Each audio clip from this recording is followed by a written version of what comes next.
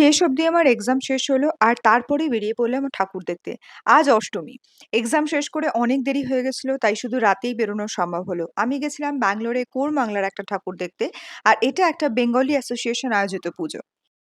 ব্যাঙ্গালোরে ১১টার পরে কোনো ঠাকুর দেখতে দেয়া হয় না, প্যান্ডেল বন্ধ থাকে। যখন আমরা পৌঁছালাম তখন ১০:৩০ বাজে। ভাগ্য ভালো ছিল যে একটা বাংলা ব্যান্ড তখন পারফর্ম করছিল আর ওদের গানটা আমরা শুনতে পেলাম।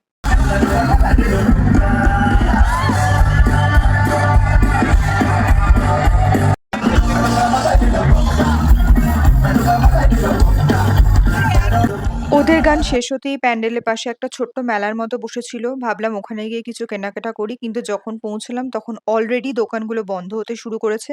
খুব মন খারাপ হয়ে গেছিল। মনে হচ্ছিল যে ১১টা বাজলেই যেন সব শেষ হয়ে যায় এখানে।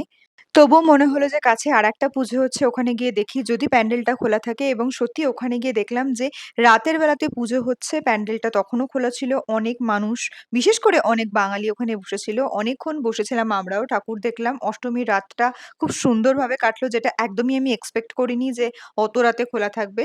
এইভাবে শেষ হলো আমার অষ্টমী। তোমরা বলো তোমাদের কেমন কাটলো অষ্টমী?